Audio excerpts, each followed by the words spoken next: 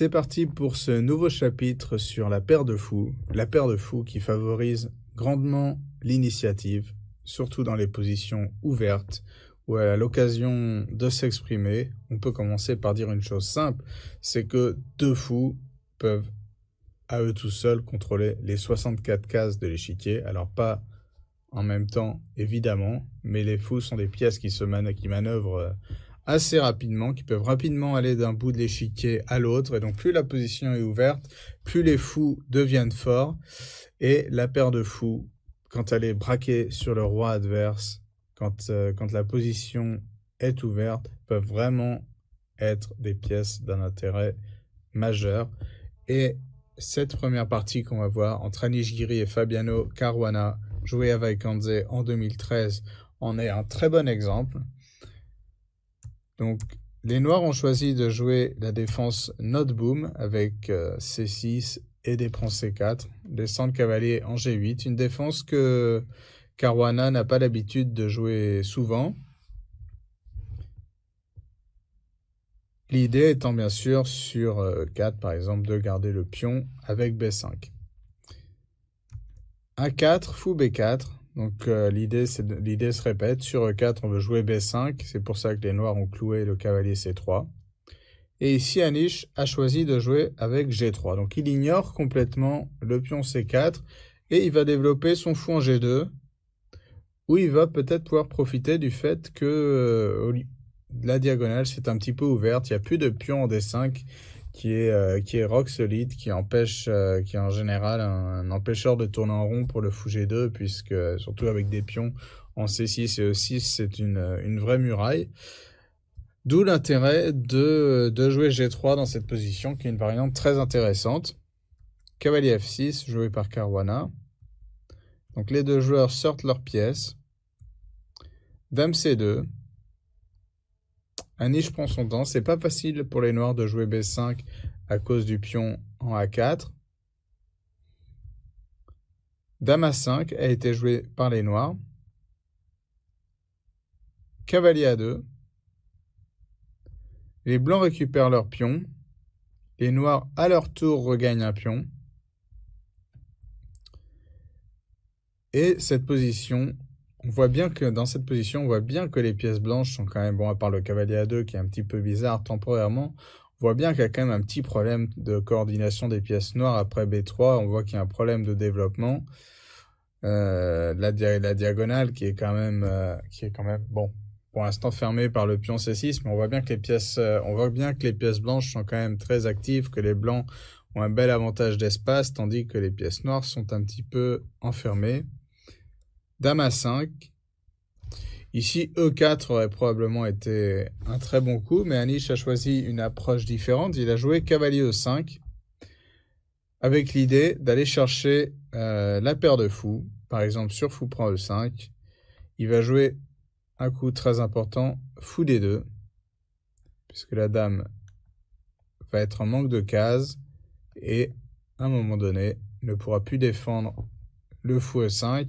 Les blancs ont un pion de moins, mais les pièces noires manquent clairement de cases. Par exemple, on pourrait imaginer une variante comme ça, et la position noire n'est vraiment pas jolie à regarder.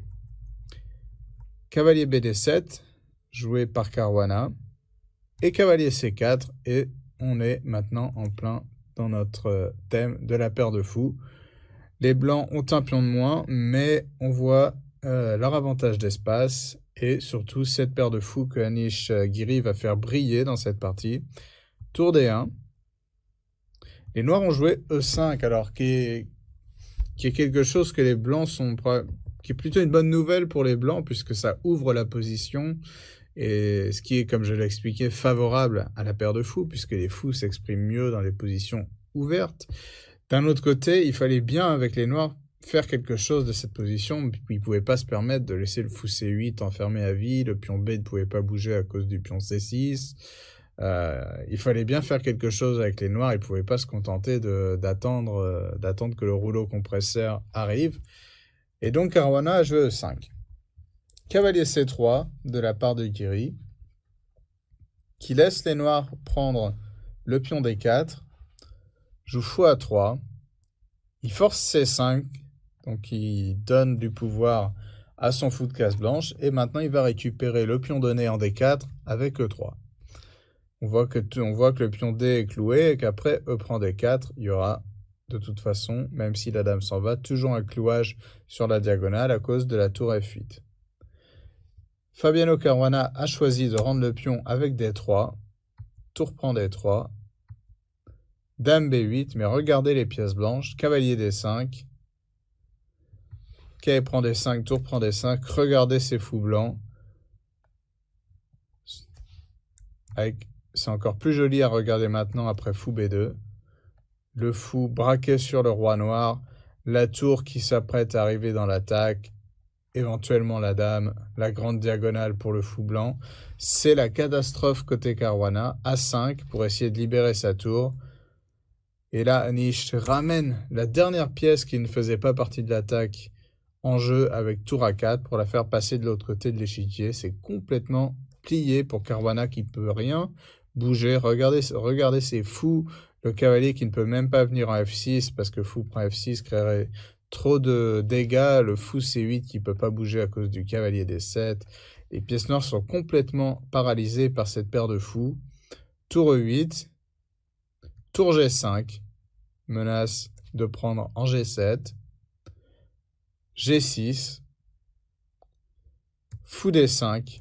Menace un sacrifice en G6, puisque maintenant le pion F7 est cloué. Donc imaginons que les noirs jouent par exemple fou B7. On jouerait tour prend G6, et sur pion prend, dame prend, avec une attaque de mat imparable. Roi F8, et maintenant l'autre tour arrive en jeu, tour F4. Regardez cette position qui est vraiment picturesque, comme on dirait en anglais. J'arrive pas à trouver l'équivalent en français, qui est pourtant ma langue, mais c'est vraiment regardez les pièces blanches dans cette position, c'est vraiment magnifique ce qu'a fait Anish Giri dans cette partie. C'est vraiment difficile d'imaginer un meilleur placement pour l'une des pièces blanches. Peut-être on pourrait placer la dame C2 en C3. En tout cas, la paire de fous qui a gagné la partie toute seule, hein, cette paire de fous qui a paralysé complètement les noirs. Vous voyez, la tour A8 est en prise, mais jamais Anish Giri ne s'est posé la question de donner ce fou D5, de donner cette paire de fous pour une simple qualité. Il a gardé ses fous en attaque, les fous braqués complètement sur le roi adverse. Alors avec l'aide des tours et de la dame qui peut aussi arriver. Regardez cette position de Fabiano Caruana en seulement 28 coups. C'est pas quelque chose qui arrive souvent au numéro 2 mondial, Fabiano Caruana. Là, une véritable leçon donnée par Anish Giri. Et quelle exploitation de la paire de fous. Remarquez de quelle manière il a réussi à... C'est-à-dire que déjà, la position était relativement ouverte, ce qui donnait de grosses compensations pour le pion. Avec la paire de fous, mais il en a vraiment tiré le maximum avec ce très joli coup de cavalier C3 pour faire fou A3 et forcer les noirs à jouer C5 et à donner de l'importance encore au fou G2, E3. Donc encore des pions qui vont s'échanger, ce qui fait que la position va s'ouvrir encore plus. Caruana qui a essayé de limiter les dégâts avec D3, mais ça n'a pas du tout marché. Cavalier D5. Les blancs suppriment l'un des cavaliers noirs.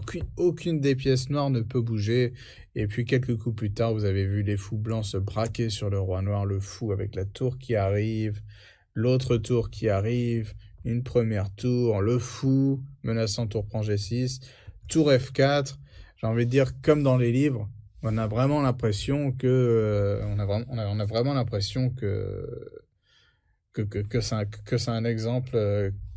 que c'est une partie modèle qui a été créée presque pour donner une leçon sur la paire de fous, mais non, c'était une vraie partie et une vraie défaite douloureuse pour Caruana qui n'a pas vu le jour, mais vraiment une très très belle position finale avec les pièces blanches, j'ai envie de dire, placées de façon majestueuse. Voilà, donc très belle victoire d'Anish Giri pour entamer ce chapitre sur la paire de fous.